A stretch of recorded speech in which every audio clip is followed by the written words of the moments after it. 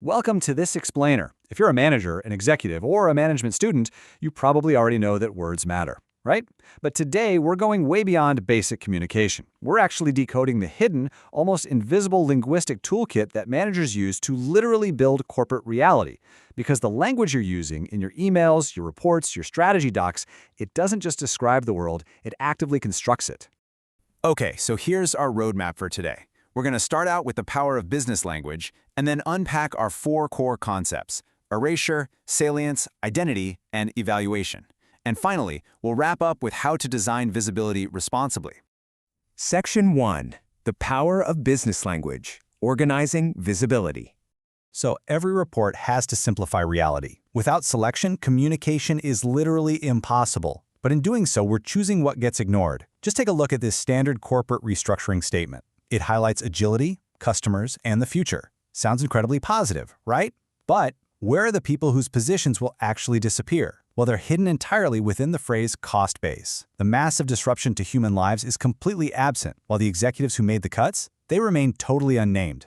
To really understand how this happens, we rely on four fundamental linguistic processes. You can think of these as your analytical toolkit. First up is erasure, which removes or distorts reality. Second, salience, which brings selected actors and consequences into the foreground.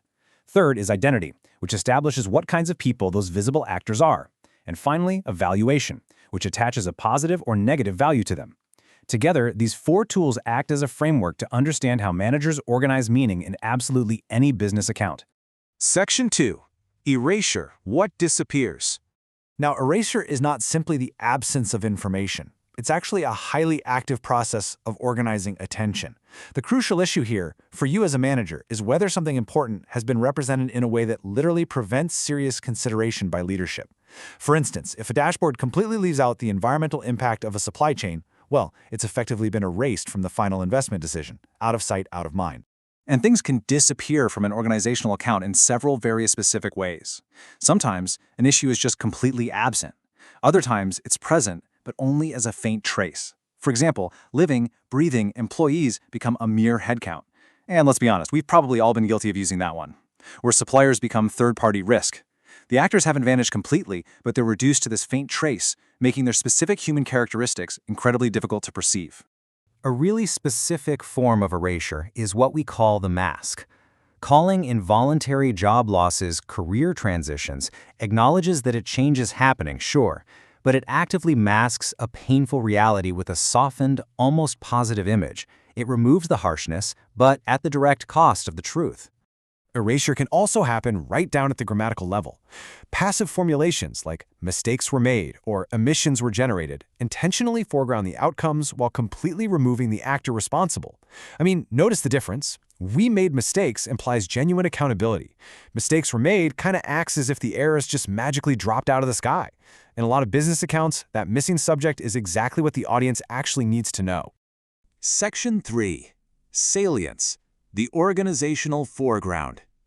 So, if erasure hides reality, salience is the exact opposite. It's what language makes prominent, concrete, and memorable. Erasure and salience are deeply relational. Basically, every single act of foregrounding creates a background. If you name an individual worker in a report, it creates massive salience compared to just reporting a flat percentage. Placing a specific metric at the very top of a dashboard instantly tells the viewer, hey, this is what matters most. Section 4. Identity. Who are we? Moving to our third tool, identity language defines what kinds of people those visible actors are.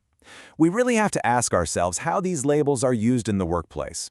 Like, if an organization constantly praises an employee for being resilient in the face of burnout, does that subtly shift the burden of fixing a toxic culture onto the individual?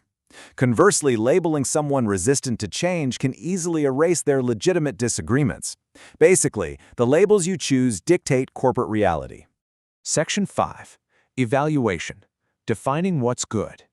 Our fourth concept is evaluation, which attaches positive or negative value to actions and outcomes. It defines what a corporate culture considers good or bad. When a manager labels an activity as non-core or an employee as high potential, they're applying very specific definitions of value. But which specific model of leadership actually justifies high potential? These evaluations often go completely unquestioned. Making these standards explicit is absolutely vital, so they can be debated and, revised when necessary. Section 6.